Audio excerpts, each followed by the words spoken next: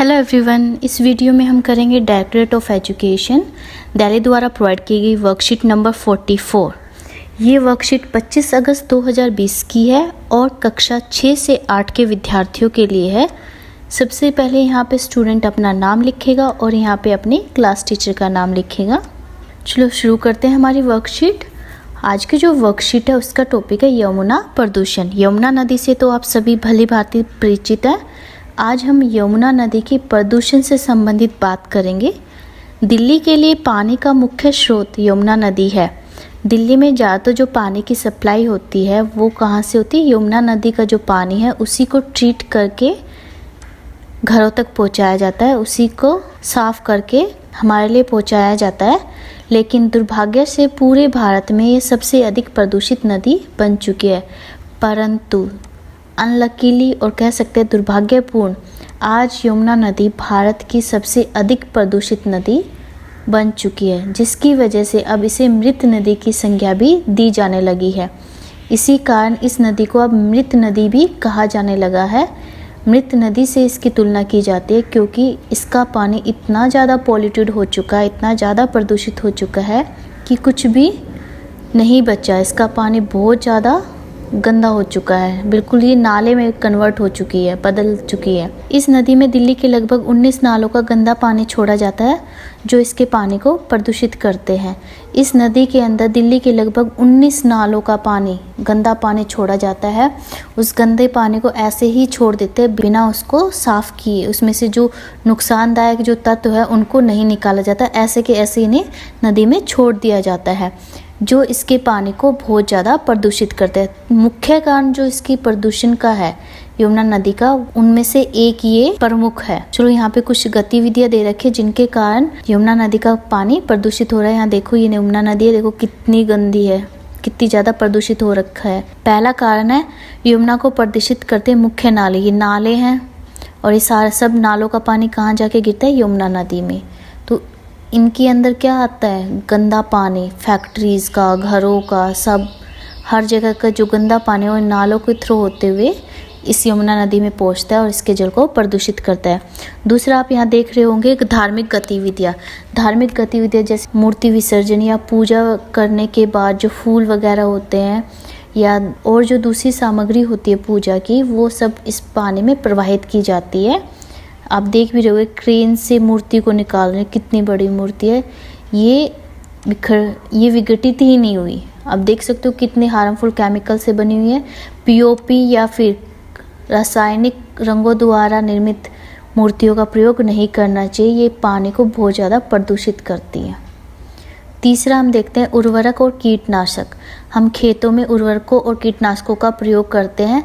ये उर्वरक और कीटनाशक बारिश के पानी के साथ नदी में पहुंचते हैं और फिर नदी के जल को प्रदूषित करते हैं। फोर्थ देखोगे आप औद्योगिक कचरा, फैक्ट्रीज वगैरह से निकलने वाला, देखो कितने झाग से निकल रहे हैं। तो ये है औद्योगिक कचरा। फैक्ट्री से और कारखानों से निकलने वाला जो औद्योगिक कचरा है ये भी यमुना नदी के प्रदूषण का प्रमुख कारण है। अब बात करते हैं यमुना एक्शन प्लान परियोजना 1993 में यमुना नदी को साफ करने के लिए लागू की गई थी। यमुना नदी को साफ करने के लिए यमुना एक्शन प्लान परियोजना 1993 में शुरू की गई थी और ये लागू की गई। सरकार अब तक इस परियोजना में अरबों रुपए खर्च कर चुकी है, लेकिन अभी भी यह नदी हमारी आदतों की वजह से बुरी स्थिति में है। गवर्नमेंट ने इस परियोजना में अरबों रुपए खर्च कर लिए हैं, परंतु आज भी उतनी ही प्रदूषित और गंदी है। ये साफ नहीं हो पाई है और इसका मुख्य कारण हम सबकी आदतें हैं, बुरी आदतें हैं, जिनकी वजह से ये नदी आज इतनी बुरी स्थिति में है। जैसे हम धार्मिक कार्यों पर मूर्ति विसर्जन करते हैं या फिर जो फैक्ट्री के मालिक है वो औद्योगिक कचरा इसमें डालने से पहले उसको अच्छे से ट्रीट नहीं करते। उसमें जो रासायनिक हार्मफुल नुकसानदायक जो रसायन है उनका निपटान नहीं करते। नालों को भी नदी में छोड़ने से पहले जो नुकसानदायक या हार्मफुल जो सब्सटेंसेस या पदार्थ है उस पानी में, उनका निपटान करना चाहिए, फिर उस पानी को नदी में छोड़ना चाहिए। अब यहाँ पे कुछ प्रश्न दिए हुए हैं, चलो इनको पढ़ते हैं। अब अपने विचारों को निम्न प्रश्नों के उत्तर के रूप में व्यक्त कीजिए। अब आपको अपने विचार व्यक्त करने हैं निम्न प्रश्नों के उत्तर के रूप में। पहला है दिल्ली में पानी का मुख्य स्रोत क्या है। दिल्ली में पानी का मुख्य स्रोत क्या है, तो इसका आंसर होगा यमुना नदी दिल्ली में पानी का मुख्य स्रोत है। चलो आंसर देख भी लेते हैं हम।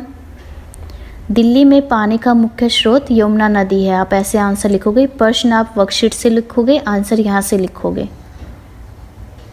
दूसरा प्रश्न है आपके विचार से यमुना प्रदूषण के क्या कारण है। यमुना प्रदूषण के क्या कारण है आपके विचार से। अभी हमने ऊपर कुछ कारण डिस्कस किए थे, तो इस क्वेश्चन का आंसर देखते हैं। यमुना प्रदूषण के कई कारण हैं, उनमें से कुछ निम्नलिखित है। यमुना प्रदूषण के बहुत सारे कारण हैं, उनमें से हमने यहाँ पे कुछ लिखे हुए हैं। पहला है दिल्ली के लगभग 19 नालों से गिरने वाला दूषित जल।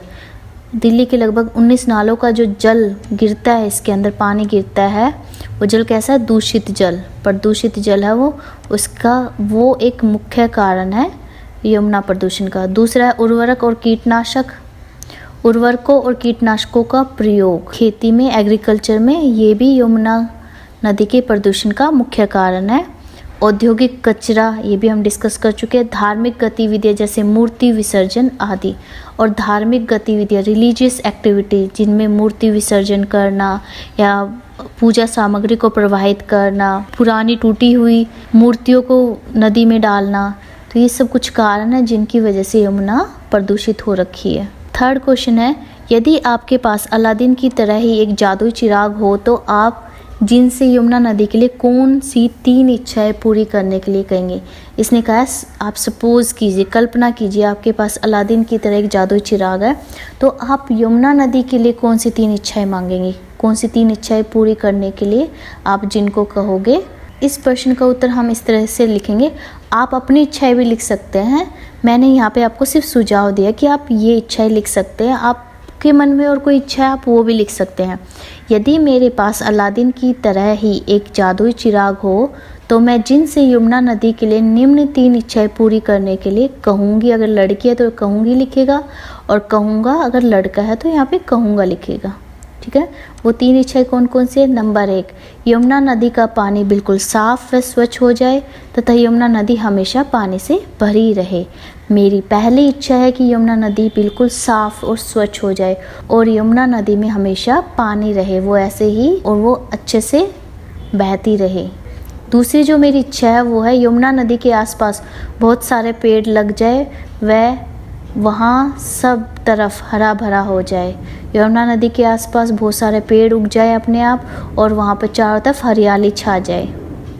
अब जहाँ पे कूड़ा करकट और कचरा पड़ा हुआ है वो सारी चीज़ें अपने आप साफ़ हो जाए। और तीसरी जो मेरी इच्छा है यमुना नदी के लिए वो है यमुना नदी फिर दोबारा कभी गंदी ना हो। साफ़ होने के बाद यमुना नदी दोबारा कभी भी गंदी ना हो, ये मेरी इच्छा रहेगी। तो ये 3 इच्छाएं मैं मांगूंगी अगर मेरे पास जादुई जिन वाला चिराग होगा तो। अब प्रश्न नंबर 4 है नदी में मूर्ति विसर्जन की जगह लोगों को कुछ विकल्पों की सुझाव दीजिए। इसके लिए आप अपने बड़ों की सहायता भी ले सकते हैं।